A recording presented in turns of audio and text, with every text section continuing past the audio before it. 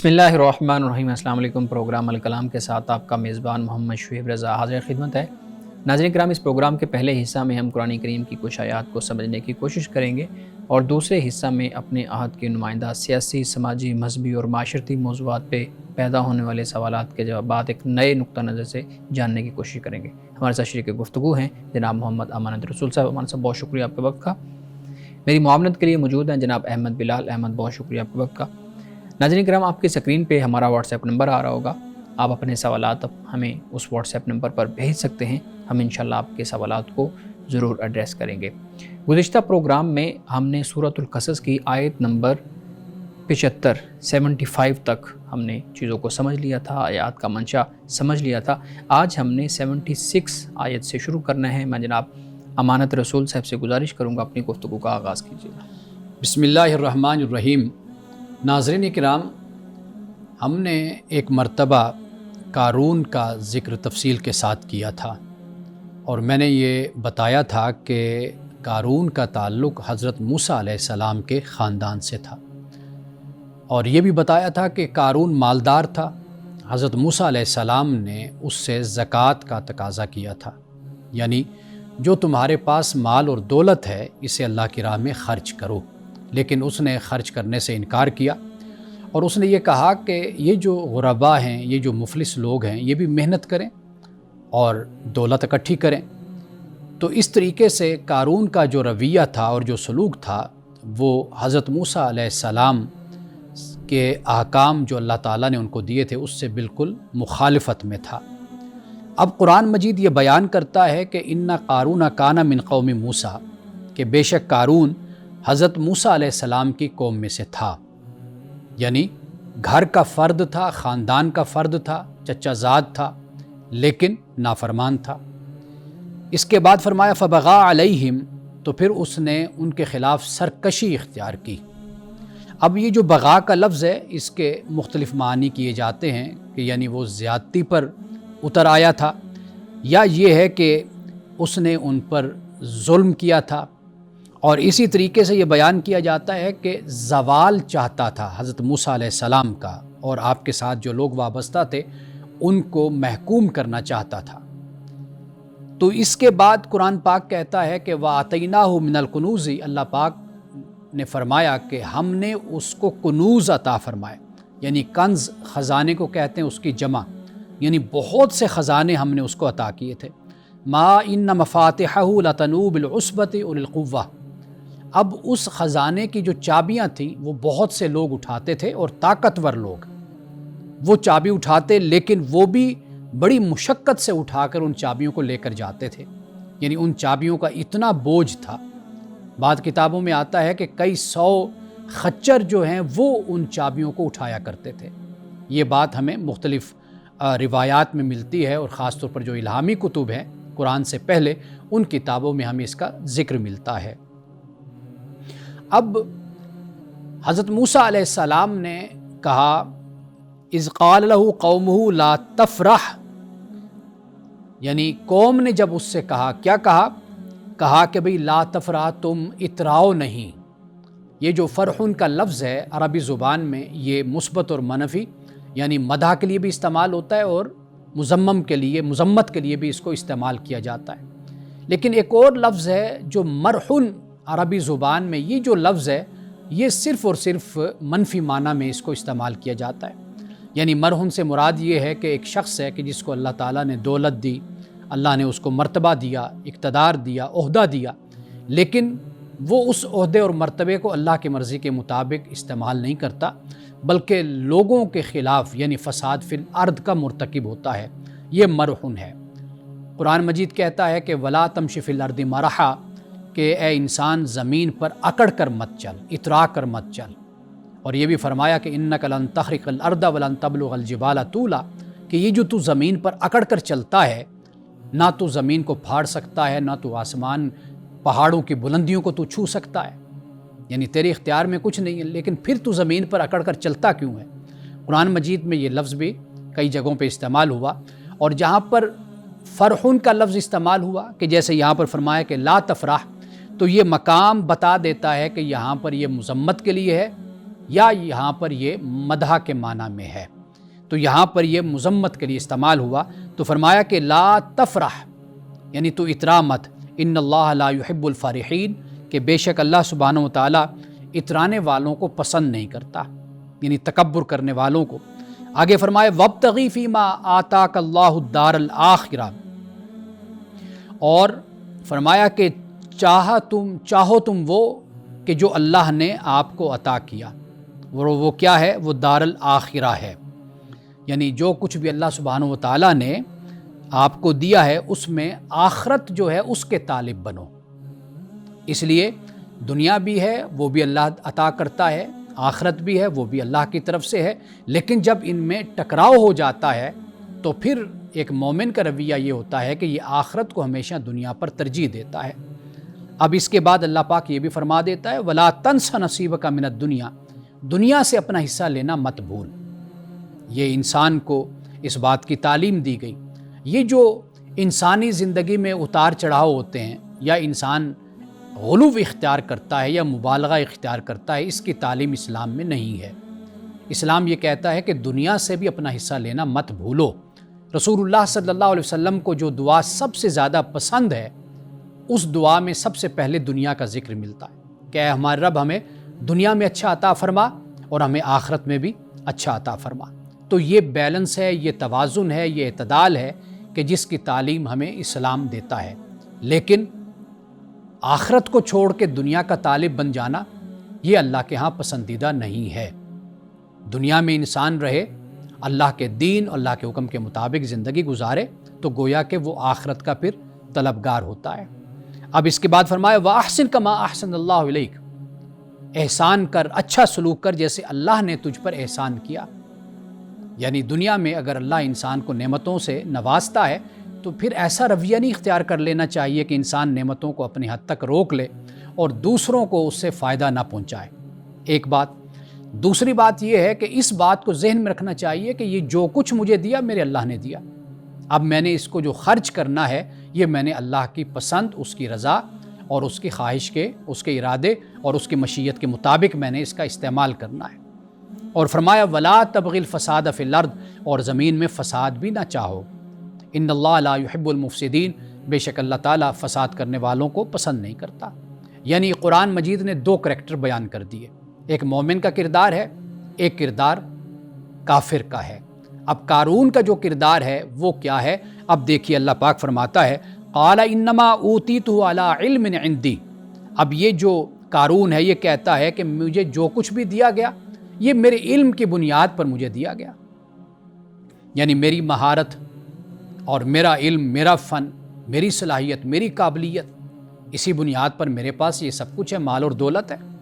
اولم یعلم ان اللہ قد اہلک من قبلہ من القرون من ہوا اشد منہ قوۃ واکثر جمعا، اور فرمایا کہ کیا اس نے یہ نہیں جانا، کیا اسے یہ معلوم نہیں کہ اللہ اس سے پہلے کتنی جماعتوں کو اور کتنے گروہوں کو اللہ ہلاک کر چکا ہے، جو اس سے بھی زیادہ قوت والے تھے اور اس سے بھی زیادہ جمعیت والے تھے، یعنی اکثریت میجورٹی میں بھی تھے اور ان کے پاس قوت بھی تھی، لیکن اللہ نے ان کو ہلاک کر دیا۔ تو لہٰذا یہ کہنا کہ یہ سب کچھ میری محنت کا، میری قابلیت کا نتیجہ ہے، یہ بالکل غلط بات ہوتی ہے۔ جو کچھ بھی انسان کو عطا ہوتا ہے وہ اللہ کی طرف سے، یعنی اگر یہ قابلیت بھی ہے تو یہ کس نے دی آپ کو؟ یہ صلاحیت کس نے دی؟ یہ ذہانت کہاں سے آئی؟ آپ کو جسمانی صحت کس نے دی؟ یہ قوت اور طاقت کس نے دی؟ یہ سب کچھ خدا کی طرف سے۔ تو خدا کے دیے ہوئے سے ہی آگے ہم محنت کر کے پھر ہم مال جمع کرتے ہیں، ہم ترقی کرتے ہیں، زندگی میں آگے بڑھتے ہیں۔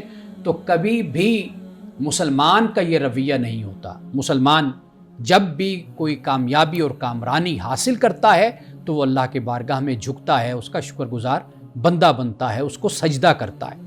اب اس کے بعد فرمایا کہ وَلَا يُسْأَلُ عَنْ ذُنُوبِهِمُ الْمُجْرِمُونَ، اور مجرموں سے ان کے گناہ پوچھے نہیں جائیں گے، کیونکہ پوچھنے کی ضرورت نہیں ہے، وہ سب کچھ ان کے سامنے ہوگا جو انہوں نے دنیا میں کیا ہوگا۔ ان کے ہاتھ بولیں گے، ان کے پاؤں بولیں گے، ان کی زبانیں بولیں گی، ان کا عضو ان کے خلاف گواہی دے گا۔ تو اس وقت پھر ایسا کوئی کسی کو اختیار نہیں ہوگا کہ وہ پھر یہ کہہ سکے جی میں نے یہ کیا یا میں نے نہیں کیا. یہ ایسے ہی ہے کہ جیسے CCTV کیمرہ ہے آج، بلکہ قیامت کے دن تو اس سے بھی ایڈوانس ٹیکنالوجی ہوگی کہ جب انسان دیکھے گا تو اس کو ہمت نہیں پڑے گی کہ وہ اپنے گناہوں سے یا اپنی ماضی کی غلطیوں سے انکار کر سکے. اب اس کے بعد قرآن مجید نے جو قارون پر عذاب اترا، اب اس کی یہاں پر وضاحت ہو رہی ہے. تو انشاءاللہ ہم کل پروگرام میں جو قارون کے ساتھ معاملہ ہوا اور پھر وہ اپنے انجام کو پہنچا، اس کا ذکر ہم کل کریں گے. ناظرین کرام، یہاں وقت ہوا چاہتا ہے ایک بریک کا، ہمارے ساتھ رہیے گا.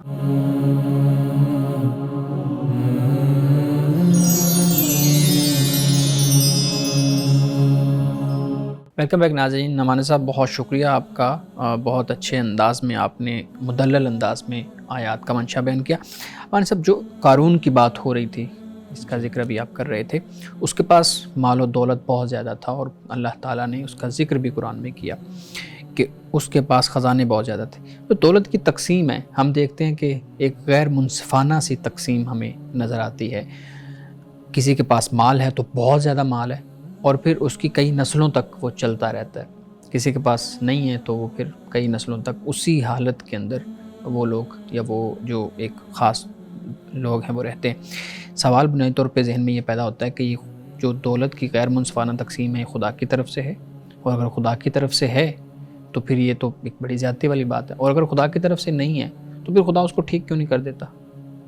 دیکھیے، سب سے پہلی بات یہ ہے کہ جب ہم قرآن مجید کا مطالعہ کریں یا رسول اللہ صلی اللہ علیہ وسلم کی احادیث اور سنت کو ہم دیکھتے ہیں تو وہاں پہ ہم دیکھتے ہیں کہ تاکیداً یہ بات بیان کی گئی کہ خرچ کرو. اب آپ دیکھیے کہ مال کو خرچ کرنے کے بارے میں کتنے الفاظ عربی زبان میں استعمال ہوئے. قرآن مجید کو دیکھ لیجیے، یعنی انفاق کا لفظ استعمال ہوا، صدقے کا لفظ استعمال ہوا، خیرات کا لفظ استعمال ہوا، اور اس کے علاوہ ایک اور لفظ قرض ہے. مثال کے طور پر من ذا الذی یقرض اللہ قرضا حسنا. قرآن مجید میں مختلف الفاظ کے ذریعے سے مسلمانوں کو اس طرف راغب کیا گیا. اب قرآن مجید جب ہم پڑھتے ہیں، آپ کفاروں کو دیکھ لیجئے کہ اس میں پھر جو کفارہ دیا جاتا ہے، روزے رکھے جاتے ہیں، غلام آزاد کیے جاتے ہیں اور خرچ کیا جاتا ہے. حضرت عبداللہ ابن عمر رضی اللہ تعالیٰ عنہ کا یہ قول ہمیں ملتا ہے کتابوں میں کہ آپ نے فرمایا کہ رسول اللہ نے ہمیں اتنا راغب کیا غلاموں کی آزادی پر کہ ہم ہر جمعے یا روزانہ کوشش کرتے تھے کہ ہمت اور استطاعت اگر ہو تو غلام کو آزاد کرتے. یعنی رسول اللہ نے ایک کلچر مکہ میں، مدینہ میں پیدا کر دیا کہ لوگ زیادہ سے زیادہ مال اپنا خرچ کرتے تھے، غلاموں کو آزاد کرتے تھے، صدقہ خیرات کرتے تھے جتنی بھی ان کی ہمت اور طاقت ہوتی تھی. تو اسلام جس طرح کا کلچر پیدا کرتا ہے نا، کاش ہم قرآن مجید کا مطالعہ کریں، قرآن مجید کو اس نظر سے ہم پڑھیں، تو پھر آپ دیکھیے کہ جس طرح ایک انسان کا تزکیہ ہوتا ہے، جس طرح ایک انسان کو پاکیزگی عطا کی جاتی ہے، اس کی شخصیت جس طرح قرآن مجید بناتا ہے، قائم کرتا ہے، تعمیر کرتا ہے، اس میں پھر یہ رویہ نہیں ہوتا کہ بھئی ایک ہی شخص مال کو سمیٹتا چلا جائے اور پورا معاشرہ جو ہے وہ بھوک اور ننگ کا شکار ہو جائے. ہم قرآن مجید کو پڑھتے ہیں، اب دیکھیے کہ اللہ سبحانہ و تعالیٰ نے وابن السبیل کا بھی ذکر کیا، سائلین کا، وابن السبیل کا بھی ذکر کیا. اب مسافر معاشرے میں، یعنی ہمارے محلے علاقے میں کوئی آ جائے تو ہم کہتے ہیں ہمیں کیا، یہ کوئی اجنبی ہے، ہم جانتے نہیں یہ کون ہے، تو ہم اس کی کیوں ذمہ داری لیں. لیکن ہمارے اندر اسلام اتنی حساسیت پیدا کرتا ہے قرآن مجید کو پڑھنے والے کے اندر، ایک مومن کے اندر، کہ وہ معاشرے کے کسی فرد سے بھی بے پرواہ نہیں ہوتا. یعنی یتامہ، مساکین، یہ تو اپنی جگہ پر جتنے بھی کریکٹرز ہیں، لیکن ایک وابن السبیل، ایک مسافر سے بھی اسلام کہتا ہے کہ اس سے بھی تم نے بے پرواہ نہیں ہونا، یہ بھی تمہاری ذمہ داری ہے. اب یہ بھی دیکھیے قرآن مجید میں کتنی سختی کے ساتھ اس بات کو بیان کیا کہ الہاکم التکاثر حتی زرتم المقابر، کہ تمہیں تکاثر نے غافل کر دیا یہاں تک کہ تم قبروں میں پہنچ گئے. اب اتنی بڑی وعید قرآن پاک میں نقل ہوتی ہے، بیان ہوتی ہے، اور کئی اور مقامات بھی ہیں. اب آپ یہ دیکھیے کہ جہاں نماز کا ذکر ہوتا ہے وہاں پر مسکین کو کھانا کھلانے کا بھی ذکر ہوگا، جہاں پر نماز کا ذکر ہوگا وہاں پر زکوٰۃ کا بھی ذکر ہوگا. اکثر مقامات آپ قرآن پاک میں پڑھ کر دیکھ لیجئے، یقیمون الصلاۃ و یؤتون الزکوٰۃ، یہ مومن جو ہے نماز قائم کرتے ہیں، زکوٰۃ دیتے ہیں۔ تو گویا کہ قرآن مجید خود انسان کی سوچ اور فکر اور اس کی شخصیت کو پروان اس انداز سے چڑھاتا ہے کہ جس کی بنیاد پر مال کو جمع کرنا اور اکٹھا کرنا اپنے پاس، ویسے ہی مومن وہ کرتا ہی نہیں ہے، کیونکہ اس کو نظر آ رہا ہے کہ قرآن پاک اور اللہ جس طریقے سے مجھے خطاب کرتا ہے اس کا تقاضا یہ ہے کہ میں اپنے مال اور دولت میں دوسروں کو شامل کروں۔ بالکل ٹھیک ہے مولانا صاحب، ہمارے ناظرین کی طرف سے بھی بہت زیادہ سوالات ہیں، تو ایک سوال جو ایک خاتون نے کیا ہے، وہ کہتی ہیں جی میرا جو بیٹا ہے وہ امریکہ میں رہتا ہے، اس کی عمر 35 سال ہے، وہ مسجد نہیں جا رہا، جب سے نیوزی لینڈ کا واقعہ ہوا ہے کہ وہاں پہ شوٹنگ ہوئی تھی اور مسجد کے اندر کچھ لوگ شہید ہو گئے تھے، تو وہاں وہ سوچتا ہے کہ جب میں مسجد جاؤں گا تو یہاں پہ بھی ایک معاملہ ہو سکتا ہے، تو اس لیے وہ مسجد نہیں جا رہا۔ تو اس کا یہ موقف جو ہے مسجد نہ جانے والا، وہ درست ہے یا نہیں درست؟ اچھا، پہلی بات تو یہ کہ مسجد میں نماز پڑھنا یہ فضیلت کا باعث ہے، یعنی 70 گنا احادیث میں آتا ہے کہ زیادہ ثواب ہے انفرادی جماعت سے۔ ٹھیک ہے، ایک تو یہ ذہن میں رکھنی چاہیے، مسجد میں ہیں آپ، کہیں پر ہیں 3 4 5 10 لوگ اکٹھے ہوتے ہیں تو آپ جماعت کروا لیجئے، تو اس کی بہت بڑی فضیلت ہوتی ہے۔ مسجد میں جانا، خود اگر کوئی بارش ہے، کوئی ایسا مسئلہ ہے، تو خود رسول اللہ صلی اللہ علیہ وسلم نے بھی یہ اعلان کروا دیا کہ بھئی آپ گھر میں نماز پڑھ لیں، چونکہ جو مقصود ہے وہ یہ ہے کہ انسان جو کام اپنی خوشی سے کرتا ہے، اپنی استطاعت و ہمت میں کرتا ہے، وہ پسندیدہ عمل ہوتا ہے۔ تو اس لیے یہ بھی، یعنی جب اذان ہوتی تھی اس اذان میں یہ پیغام اور میسج جو ہے وہ دے دیا جاتا تھا کہ یہ نماز آپ لوگ مسجد میں نہ آئے، آپ اپنے اپنے گھروں میں ادا کر لیں۔ یہ اس وقت کے جب کوئی مسئلہ اور کوئی مجبوری آتی تھی۔ اب یہ جو پرابلم ہے جس کی طرف میری بہن نے اشارہ کیا ہے اپنے بیٹے کے حوالے سے، یہ اصل مسئلہ کچھ اس طرح بن گیا کہ جیسے ایک خوف سا انسان میں بیٹھ جاتا ہے، تو لہٰذا اس خوف کو دور کرنے کا کوئی طریقہ اختیار کیا جائے تو وہ بہتر ہے نفسیاتی حوالے سے یا کسی بھی حوالے سے۔ اور اس معاملے میں زبردستی اس لیے بھی نہیں کی جا سکتی کہ اگر کوئی نفسیاتی یا کوئی ایسا مسئلہ ہے بچے کے ساتھ، نوجوان کے ساتھ، اس کو مسجد میں لے کر جانے کی ضرورت بھی نہیں ہے کہ مزید کچھ مشکل اور مزید وہ اس خوف میں مبتلا نہ ہو۔ تو بہتر یہی ہے طریقہ کہ اگر کسی سے بات ہو، کوئی کونسلنگ ہو، کوئی مشورہ ہو، تو یہ پہلے ہو جائے، پھر اس کے بعد وہ خود ہی جیسے پہلے جاتا تھا تو وہ جانا شروع کر دے گا۔ بالکل ٹھیک ہے، بہت شکریہ۔ اچھا مولانا صاحب، اگلا سوال کہتے ہیں جی عذاب قبر کی کیا حیثیت ہے؟ یہ مرنے کے فوراً بعد شروع ہو جائے گا اور پھر جو حساب کتاب ہے، جو معاملہ ہے، وہ قیامت والے دن ہوگا، اس پہ وضاحت کیجیے گا۔ اچھا، اس حوالے سے ہمارے ہاں اختلاف پایا جاتا ہے۔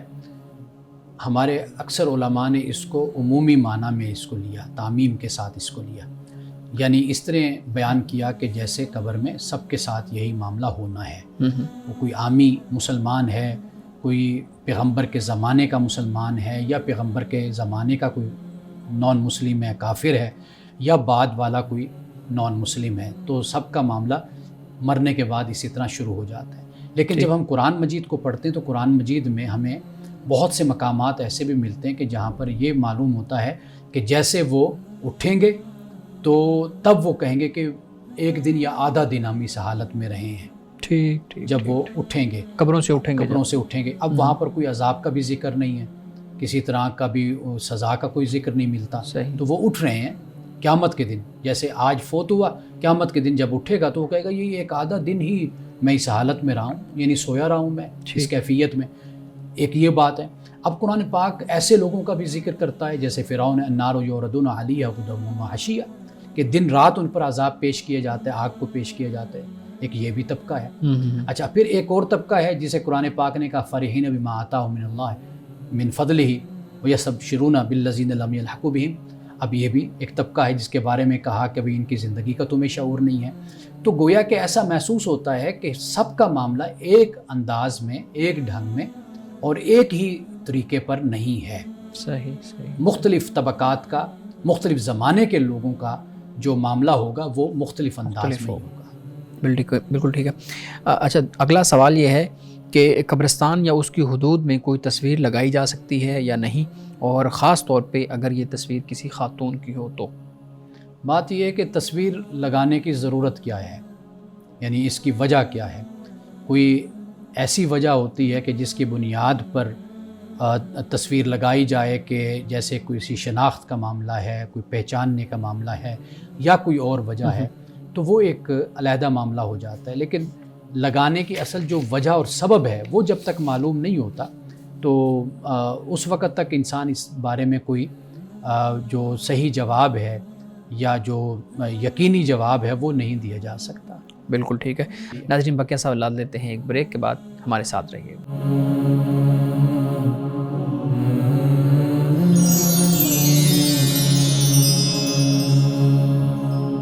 ویلکم بیک ناظرین. امان صاحب، ہمارے ناظرین کے سوالات ہیں. ایک سوال جو میرے پاس آیا ہے وہ خواتین کے جو حیض کے ایام ہیں جی اس سے متعلق ہے. کہتے ہیں جی اگر حیض کا لفظ قرآن میں استعمال ہوا ہے اور اوبیسلی استعمال ہوا ہے تو پھر ہم عام طور پہ اپنی گفتگو میں اس کو ایام مخصوصہ کیوں کہتے ہیں؟ اس سے تو یہ محسوس ہوتا ہے کہ یہ کوئی الگ ہی چیز ہے جس کو چھپا لیا جاتا ہے یا جس کے لیے خاص الفاظ استعمال کیے جاتے ہیں. اچھا، پہلی بات تو یہ ہے کہ قرآن مجید نے واضح طور پر یہی لفظ استعمال کیا اس کے لیے. تو عام طور پر چونکہ ہم اردو دان ہیں، اردو بولتے ہیں، تو اس طرح کے جو عربی کے الفاظ ہوتے ہیں یہ ہمارے ہاں زیادہ مانوس نہیں ہوتے ہیں. ٹھیک. تو ہم اس کے لیے پھر کوئی ایسا لفظ بولا جیسے ایام مخصوصہ کہہ دیا یا چند الفاظ انگلش کے ہیں جو ہمارے ہاں مستعمل ہوتے ہیں، ہم اس کو استعمال کرتے ہیں. تو میرا خیال ہے کہ اگر اس کے پیچھے یہ اگر سوچ نہیں کہ بھئی یہ لفظ بولیں گے تو یہ کوئی شرم و حیا کے تقاضوں کے خلاف ہو جائے گا، تو پھر تو کوئی حرج نہیں ہوتا کہ بھئی جیسے مستعمل ایک لفظ ہمارے معاشرے میں کوئی نہ کوئی استعمال ہو رہا ہوتا ہے. لیکن یہ ہے کہ اگر اس طریقے سے الفاظ کا استعمال اگر وہ نہیں کیا جاتا کہ جیسے جس کی طرف سائل نے یہ اشارہ کیا ہے، تو میرا خیال ہے کہ اس کے بارے میں پھر سوسائٹی کو، معاشرے کو ایجوکیٹ کرنے کی ضرورت ہوتی ہے. اور ہمیشہ میں ایک بات کہتا ہوں کہ ایک بے راہ روی ہوتی ہے، ایک ایجوکیشن ہوتی ہے. ہم ان دونوں میں جب تک فرق نہیں کریں گے تو اس وقت تک ہمارے ہاں یہ مشکل قائم رہے گی. بالکل ٹھیک ہے. مان صاحب آپ نے مختصر اس پہ بات کی ہے کہ یہ معاشرے کو جو ہے نا اس کی تربیت کی ضرورت ہے. اس سوال کا اگلا جو جز ہے وہ اسی سے متعلق ہے. وہ کہتے ہیں جی ایام مخصوصہ یا حیض کے ایام کے اندر جو ہم کٹ استعمال کرتی ہیں خواتین، پیڈز استعمال کرتی ہیں یا کپڑا استعمال کرتی ہیں یا باقی جو چیزیں ہیں ان کو گھروں میں چھپا کے رکھا جاتا ہے، ان کا نام نہیں لیا جاتا، ان کو دبا کے رکھا جاتا ہے تاکہ کسی کو پتہ نہ چل جائے. اور کہا یہ جاتا ہے کہ یہ تو ہماری اقدار کے خلاف ہے اگر کسی کو یہ معلوم ہو جائے گا. وہ کہتے ہیں یہ ایک بایولوجیکل مسئلہ ہے، قرآن نے بھی اس کو بیان کیا ہے، تو یہ ہماری اقدار کی مخالفت اس میں کہاں سے آ گئی؟ دیکھیے، دو رویے ہیں، دونوں طرف انتہا نہیں ہونی چاہیے. معاملہ اصل یہی ہے کہ ایک رویہ وہ ہوتا ہے کہ جو بالکل ایک چیز کو اوپن بہت زیادہ ایک یہ رویہ ہوتا ہے. دوسرا رویہ یہ ہوتا ہے کہ آپ بہت زیادہ اس مشکل میں پڑ جائیں کہ کیسے چھپایا جائے، کیسے گھر والوں سے اس کو مخفی کیا جائے. تو اس کی بھی ضرورت نہیں ہے، اور وہ جو دوسرا رویہ ہے اس کی بھی ضرورت نہیں ہے. ایک معمول کی زندگی عورت کو گزارنی چاہیے، اور اس حساب سے ہی اگر کوئی دیکھتا ہے تو اس کے دیکھنے میں کوئی حرج نہیں ہے. جیسے جن چیزوں کا آپ نے ذکر کیا ہے، تو گویا کہ ایک جو معمول کی زندگی اور ایک فطری معاملہ ہے اسی کے مطابق زندگی بسر کرنی چاہیے. نہ تو وہ رویہ انسان اختیار کرے کہ جس میں انتہا ہوتی ہے، نہ یہ رویہ اختیار کرنا چاہیے کہ جس میں بہت زیادہ خامخواہ اپنے اوپر روایات کا اور رسوم کا اور ایک خاص ذہنیت کا بوجھ انسان اپنے اوپر ڈال کے پھرتا ہو. بالکل ٹھیک ہے. بہت شکریہ مان صاحب. بلال صاحب آپ کے پاس بھی کچھ سوالات ہوں گے، پلیز زبان کے سامنے. جی بہت شکریہ سر. یہ بتائیے گا کہ دین کی تبلیغ کرنا کس وقت اور کس شخص پر کن حالات میں یعنی لازم ہو جاتا ہے کہ اب وہ دین کی، اسلام کی تبلیغ کرے؟ دیکھیے، میں اس حوالے سے یہ گزارش کروں گا کہ جو تبلیغ کا معاملہ ہے یہ جب کوئی مسلمان ہو جاتا ہے جی، وہ مبلغ ہوتا ہے، وہ داعی ہوتا ہے، وہ اپنی گفتگو سے، اپنے کردار سے وہ تبلیغ ہی کر رہا ہوتا ہے، وہ مبلغ ہی ہوتا ہے. اب معاملہ اصل یہ ہوتا ہے کہ آپ دو باتوں کو اس طرح جدا کر سکتے ہیں. ایک وہ شخص ہے کہ جو دین کا علم رکھتا ہے، قرآن کا علم رکھتا ہے، حدیث کا علم رکھتا ہے. اب اس کی جو تعلیم ہے، اس کی تبلیغ ہے، تو واضح بات ہے جیسے قرآن پاک نے اس بات کو بیان کیا کہ فلولا نفر من کل فرقۃ طائفۃ لیتفقہوا فی الدین ولینذروا قومہم اذا رجعوا الیہم لعلہم یحذرون. کہ ایسا کیوں نہیں ہوتا کہ ایک جماعت جو ان سی ہے، گروہ، چند لوگ وہ دین میں تفقہ حاصل کریں، اس کے بعد پھر واپس آ کر اپنی قوم کو ڈرائیں یا خبردار کریں یا ان کی اصلاح کریں. یہ پھر ایک علیحدہ معاملہ ہو جاتا ہے کہ چونکہ وہ دین میں درک رکھتے ہیں، دین میں تفقہ رکھتے ہیں، تو وہ پھر اسی طرح لوگوں کو گائیڈ کرتے ہیں. لیکن عام طور پر ہر مسلمان اپنے کردار سے، اپنی گفتار سے وہ مبلغ ہی ہوتا ہے. اب اس میں حکمت کا پہلو ہمیشہ پیش نظر رکھنا چاہیے. وہ علماء ہوں، اسکالرز ہوں، عام مسلمان ہوں، وہ یہی ہے کہ اگر وہ یہ چاہتا ہے کہ لوگ اسلام کے قریب ہوں، اسلام سے محبت پیدا ہو، تو پھر ان کا کردار، ان کی گفتگو ایسے ہو کہ جس سے لوگوں کو اسلام سے محبت اور اسلام سے ان کا تعلق قائم ہو. جی بہت شکریہ سر. یہ بتائیں کہ موت کے وقت کیا اس بات کا اندازہ لگایا جا سکتا ہے کہ موت کے وقت کتنی تکلیف ہوگی کسی بھی شخص کو؟ اگر کوئی نیک ہے یا بد نیک ہے تو کیا اس چیز کا کوئی اندازہ ہے، یا ہمیں قرآن سے، احادیث سے کوئی معلوم ہوتا ہے کہ کتنی تکلیف ہوگی موت کے وقت؟ دیکھیے، قرآن اور حدیث سے یہ ہمیں معلوم ہوتا ہے کہ یہ جو تکلیف ہے یہ معیار نہیں ہے اس بات کا کہ یہ نیک بندہ ہے یا یہ نیک بندہ نہیں ہے. بڑے بڑے اللہ کے نیک بندوں کو بہت تکلیف ہوئی دنیا سے جاتے ہوئے. نزع کا عالم جس کو کہا جاتا ہے، نزع کی حالت، نزع ان کا مطلب ہی کھینچنا ہوتا ہے، نکالنا. تو یہ جو نزع کی حالت ہوتی ہے یعنی انسان کی روح نکلتی ہے. اب بڑے بڑے اللہ کے نیک بندوں کی روح بھی بڑی مشکل سے نکلی اور وہ تکلیف میں رہے، یا موت سے پہلے وہ بڑی تکلیف میں رہے. جی. اور ایسا بھی ممکن ہے کہ کوئی برا شخص ہو لیکن وہ دنیا سے جلدی رخصت ہو جائے. تو یہ کوئی معیار نہیں ہے، کیونکہ دنیا آزمائش کا گھر ہے. باقی جو تکلیف کا معاملہ ہے، اب کئی نیک بندوں کے ساتھ ایسے ہوتا ہے کہ جیسے روح فوراً نکل گئی، لیکن کئی برے لوگ بھی ایسے ہوتے ہیں کہ جن کی روح بڑی مشکل سے نکلتی ہے. تو ہم اس تکلیف کو کبھی بھی یعنی بیان نہیں کر سکتے کہ یہ تکلیف کیسے ہوتی ہے. بہرحال اللہ سبحانہ و تعالیٰ سے ہم یہی دعا کرتے ہیں کہ آخری وقت میں اللہ ہمیں آسانیاں ہمارے لیے دنیا اور آخرت کے لیے پیدا فرمائے. ایک سوال یہ پیدا ہوتا ہے کہ جو بندہ نیک ہے پھر تو وہ بھی اب اس مسئلے میں رہے گا کہ پتہ نہیں مجھے موت کس طرح سے آئے گی، یا میں جتنی زیادہ نیکیاں کروں یا جتنی بھی نیکیاں کر لوں پھر بھی مجھے تکلیف ہوگی اتنی زیادہ، جس طرح سے موت کی تکلیف کا ایک ڈر ہے ہمارے اندر. تو پھر تو نیک اور بد نیک میں یعنی کوئی فرق نہیں نظر آتا کہ جب دونوں کو تکلیف ہوگی. دیکھیے، دنیاوی معیار میں دونوں میں کوئی فرق نہیں ہوتا. یعنی مثال کے طور پر اللہ کے بہت نیک بندے جو تنگ دستی میں وقت گزارتے ہیں، جی، وسعت نہیں ہوتی، پریشانی ہوتی ہے، کتنی پریشانیاں آتی ہیں اللہ کے نیک بندوں پہ. تو دنیا کا جو سکھ اور دکھ ہے، خوشی اور غمی ہے، یہ در حقیقت اس بات کا معیار نہیں ہے. جی. اللہ کا نیک بندہ جو اچھا کام کر رہا ہوتا ہے وہ اس لیے نہیں کر رہا ہوتا کہ میری موت اچھی ہو جائے، وہ اس لیے کر رہا ہوتا ہے کہ اللہ کل قیامت کے دن مجھ سے راضی ہو جائے اور مجھے جنت عطا کرے. جی. ناظرین کرام، یہاں وقت ہوا چاہتا ہے ایک بریک کا، ہمارے ساتھ رہیے گا.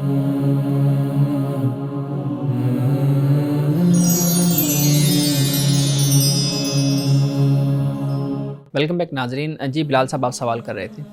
سر یہ بتائیے گا کہ اگر کوئی شخص نیکی کرتا ہے اور دکھا کر نیکی کرتا ہے تو کیا اس نیکی پر بھی اجر اور ثواب ملے گا؟ بعض اوقات ہم دیکھتے ہیں کہ باقاعدہ نیکی کی پروموشن کی جاتی ہے، ویڈیوز بنا کر دکھائی جاتی ہیں اور باقاعدہ طور پر ان کو چلایا جاتا ہے پیسے دے کر. تو اس بارے میں وضاحت کیجیے گا. اس حوالے سے یہ بات یاد رکھیے کہ اگر کسی بھی عمل میں جی. ریاکاری نہیں ہے، نمود و نمائش نہیں ہے، وہ اللہ کی بارگاہ میں قابل قبول ہے. آپ اس پر پبلسٹی کر رہے ہیں، وہ کچھ اور تقاضے ہوتے ہیں پبلسٹی کرنے کے. مثال کے طور پر آج ہی اتفاق سے میرے ایک شاگرد ہیں، ان سے بات ہو رہی تھی، تو ان کی فاؤنڈیشن ہے بہت بڑی، وہ پاکستان میں اور بیرون پاکستان. آج ہی وہ ہم سورۃ البقرہ کی وہ آیات پڑھ رہے تھے 3 پارے میں کہ جہاں پر سرم و علانیتاً کے ذکر ہوتا ہے کہ خفیہ اعلانیہ خرچ کرنا. تو وہاں پر یہی میں نے گزارش کی تھی کہ وہ یہ بتا رہے تھے کہ ہماری جیسے فاؤنڈیشن ہے تو ہمیں پبلسٹی کرنی پڑتی ہے. پبلسٹی کرتے ہیں تو پھر لوگ توجہ کرتے ہیں. مثال کے طور پر آپ نے دیا پیسہ، ڈونیشن دی، تو آپ کا نام لیا گیا، بتایا گیا تاکہ لوگوں میں رغبت پیدا ہو، توجہ پیدا ہو. تو وہ کہتے ہیں یہ ہماری مجبوری ہے. تو لہٰذا بنیادی بات ہوتی ہے نیت.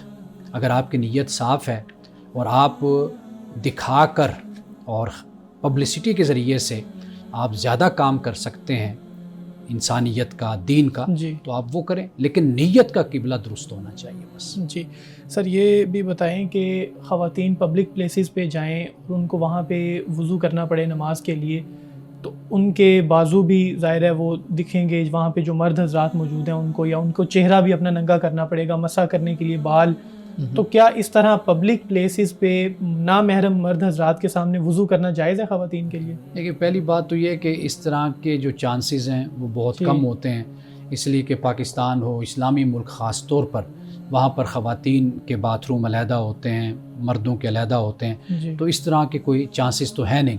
لیکن یہ ہے کہ بہرحال اگر آپ جیسے سوال کر رہے ہیں، پوچھ رہے ہیں، اگر ایسی کوئی صورت بھی ہو تو خواتین اپنے لباس کا بہتر انتظام رکھ کر تو اپنی ضرورت کے مطابق بازوؤں کو ننگا کر کے، جیسے انہوں نے اپنے بازو دھونے ہیں، وضو کرنا ہے اور مسح کرنا ہے، تو وہ اسی حساب سے وہ کر سکتی ہیں، تو اس کی کوئی ممانعت نہیں ہے، کیونکہ یہ ایک مجبوری کی صورت بن جاتی ہے۔ جی ورنہ کوشش اسی بات کی ہونی چاہیے کہ جو جگہ محفوظ ہوتی ہے اور جہاں پر مردوں کا عام طور پر آنا جانا زیادہ نہیں ہوتا، تو وہاں پر وہ وضو کر لیں۔ سر، متع کا اسلام میں کیا تصور ہے، اس کی کیا حقیقت ہے، اور کہ کہاں سے یہ کانسیپٹ آیا ہے؟ دیکھیے متع اصل ہے اس کا، اگر آپ اس کو دوسرے معنی میں بیان کریں تو ہم اس کو کہتے ہیں نکاح موقت۔ جی نکاح موقت سے مراد یہ کہ ٹیمپوریری میرج آپ اس کو کہہ لیجیے، یا خاص وقت تک کے لیے عارضی طور پر عارضی نکاح۔ نکاح ہے۔ عارضی کا لفظ بول لیجیے، کیونکہ یہ نکاح جو ان سا ہوتا ہے یہ مختصر وقت سے لے کر طویل مدت تک کے لیے بھی ہوتا ہے، جی تو اس لیے اس کو نکاح موقت کہا جاتا ہے، یعنی جس میں وقت کی قید ہو۔ وقت کی قید ہو جس میں، ٹھیک۔ وہ نکاح موقت۔ ایک ہے نکاح غیر موقت۔ نکاح غیر موقت اس پر کوئی اختلاف نہیں ہے، یعنی اگر ہم اسلام کی روح کو دیکھتے ہیں، اگر جی پڑھتے ہیں، تو ہمیں یہی نظر آتا ہے کہ جو نکاح کا مقصد ہوتا ہے وہ یہی ہوتا ہے کہ میاں بیوی جب تک زندہ ہیں مل جل کر زندگی گزاریں گے، اولاد پیدا ہوتی ہے، ان کے حقوق ہوتے ہیں، ان کی تربیت ہوتی ہے، ایک اچھے شہری، ایک صالح انسان جو ہے وہ سوسائٹی کو، معاشرے کو مہیا کرنا، یہ ان کا کام ہے۔ قرآن پاک نے اس بات کو بیان بھی کیا ہے۔ اس لیے اہل سنت کے نقطہ نظر کے مطابق یہ ہے کہ وہ جو نکاح موقت ہے وہ ناجائز ہے، لیکن جن کے نزدیک یہ جائز بھی ہے تو اگر آپ ان کی فقہ کی کتابیں پڑھ کر دیکھیے تو ان کی جو شرائط ہیں جو جی انہوں نے بیان کی ہیں، تو وہ شرائط ایسی ہیں کہ جیسے نکاح غیر موقت کی ہوتی ہیں، یعنی وہی معاملہ وراثت کا ہوتا ہے، وہی بیوی کے حقوق ہوتے ہیں، وہی بچوں کے حقوق ہوتے ہیں، تو فرق جو ہے بنیادی طور پر وہ نکاح موقت اور غیر موقت کا۔ اہل سنت کے نزدیک یہ نکاح جو ہے نکاح موقت ہی حرام اور ناجائز ہے، اور اہل تشیع کے ہاں یہ جائز ہے، لیکن اس کی بہت سی شرائط ہیں جو انہوں نے یہاں پر قائم کی ہیں۔ اچھا، یہ آپ نے بڑی اہم بات کی ہے کہ جن کے نزدیک جائز بھی ہے، پھر وہ جو وراثت والے قوانین ہیں وہ بھی ان پر لاگو ہوتے ہیں۔ بہت سی کنڈیشنز ہیں، یہ ایسا نہیں ہے کہ جیسے ہمارے ہاں متع کے بارے میں خیال کیا جاتا ہے، جو کنسیپٹ ہمارے یہاں سوسائٹی میں پایا جاتا ہے ویسا نہیں ہے۔ نہیں۔ صحیح۔ ایک چیز یہ بھی ذہن میں آتی ہے نا کہ جن ممالک میں اسٹوڈنٹس کو بھیجا جاتا ہے مختلف طرح کے تجربات کے لیے اور پھر ان کو اکٹھا رہنا پڑتا ہے، تو وہاں پہ بھی یہ کنسیپٹ کچھ حد تک پایا جاتا ہے ٹیمپریری میرج کا، تو کیا اگر وہ کوئی اس طرح سے کر رہا ہے، ایک تو یہ بھی سوال پیدا ہوتا ہے کہ ان کے لیے بھی یہ درست ہے یا نہیں ہے، پھر اگر وہ کرتے ہیں تو یہ وراثت کے سارے معاملات وہاں پہ بھی نافذ ہوں گے؟ دیکھیے آج کے دور میں یہ جو مسئلہ آپ نے بیان کیا یہ کافی ڈسکس ہوتا ہے، جی یورپ میں بھی ہوتا ہے، پاکستان میں بھی علماء اس کو ڈسکس کرتے ہیں۔ بالکل۔ وہ در حقیقت یہ ہے کہ وہ کسی گناہ میں ملوث ہوں، کسی جرم میں ملوث ہوں یہ کام کر کے، تو لہٰذا کہتے ہیں کہ بھئی ایک نکاح کا تصور ان کے درمیان ہونا چاہیے کہ بھئی ہم ایک میاں بیوی کی حیثیت سے رہ رہے ہیں۔ بہرحال یہ جو مسئلہ یہ ڈیبیٹیبل ہے، اس کو ڈسکس کیا جاتا ہے، اور اگر علمی انداز سے اس مسئلے کو سمجھنے کی کوشش کی جائے تو علماء اس پر کوئی ایک متفق رائے بھی اس پر قائم کر سکتے ہیں۔ جی سر، یہ بتائیے گا کہ نکاح کے وقت جو حق مہر دیا جاتا ہے بیوی کو، اس کی مقدار کتنی ہونی چاہیے، کم سے کم یا زیادہ سے زیادہ؟ اس میں بھی بہت اختلاف پایا جاتا ہے، آپ اس کی وضاحت کیجیے گا کہ حق مہر کی مقدار۔ اس معاملے میں کوئی اختلاف نہیں پایا جاتا۔ نہیں، لیکن حق مہر جو ہے قرآن نے کہا قنطار کا لفظ استعمال کیا، ڈھیر سارا سونا بھی ہو وہ بھی جو دیا وہ تم واپس نہیں لے سکتے بیوی سے۔ سیدنا فاروق اعظم رضی اللہ تعالیٰ عنہ نے اس کی مقدار کو متعین کیا، لیکن پھر اپنی رائے کو واپس لے لیا۔ جب کسی خاتون نے کھڑے ہو کر کہا کہ امیر المومنین، اللہ تعالیٰ نے تو قرآن میں اس کی مقدار کو متعین نہیں کیا، تو آپ نے کیسے متعین کر دیا؟ تو آپ نے اس پر پھر اپنی رائے کو واپس لے لیا، آپ نے رجوع کر لیا۔ اب یہ بات مد نظر رکھ کر آپ دیکھ لیجئے کہ علماء امت کے ہاں اس پر مکمل اتفاق ہے کہ یہ اس کا کوئی مقرر مقدار نہیں کی جا سکتی۔ ہاں یہ کہہ دیا گیا ہے کہ بھئی کم از کم اتنا ہو جانا چاہیے، اور وہ پھر اس کو پھر احادیث کی روشنی میں، روایات کی روشنی میں فقہاء نے اس کو بیان کیا ہے، لیکن اس کی کتنی مقدار اوپر تک جانی چاہیے اس کو کسی نے بھی متعین نہیں کیا۔ مولانا صاحب آج کی حدیث مبارکہ بیان کیجیے گا۔ حضرت انس بن مالک رضی اللہ تعالیٰ عنہ سے روایت ہے، فرماتے ہیں کہ رسول اللہ صلی اللہ علیہ وسلم نے فرمایا کہ من قضى لأخيه المسلم حاجتاً كان له من الأجر كمن خدم اللہ عمرہ، کہ مسلمان بھائی کی حاجت روائی یعنی کام میں مدد جس مسلمان نے کی، اپنے بھائی کی مدد کی، فرمایا وہ ایسا ہے جیسے اس نے ساری عمر اللہ تعالیٰ کی عبادت کی۔ ناظرین کرام آپ دیکھیے کہ اس حدیث میں کیا فرمایا گیا، یعنی اگر کوئی شخص اپنے بھائی کی مدد میں ہے، اس کے تعاون میں ہے اور اس کی حاجت روائی میں ہے، گویا کہ وہ ساری زندگی اس نے عبادت میں گزار دی۔ یہ ہے اجر اور یہ ہے ثواب، یہ ہے انعام اللہ سبحانہ و تعالیٰ کی طرف سے صرف اپنے ایک بھائی کی مدد کرنے پر، کہ اللہ اس کے نام اعمال میں یہ لکھ دیتا ہے کہ اس نے اگر کچھ وقت کے لیے اپنے بھائی کی مدد کی ہے اور اس کو سہولت پہنچائی ہے، اس کو آسانی پہنچائی ہے، اس کو مشکل سے نکالا اور پریشانی اس کی دور کر دی ہے، تو اللہ پاک اس کے نام اعمال میں ایسے لکھ دیتا ہے کہ گویا کہ اس نے اپنی ساری زندگی میری عبادت میں گزاری ہے۔ ناظرین کرام اس دعا کے ساتھ اپنے پروگرام کا اختتام کریں گے۔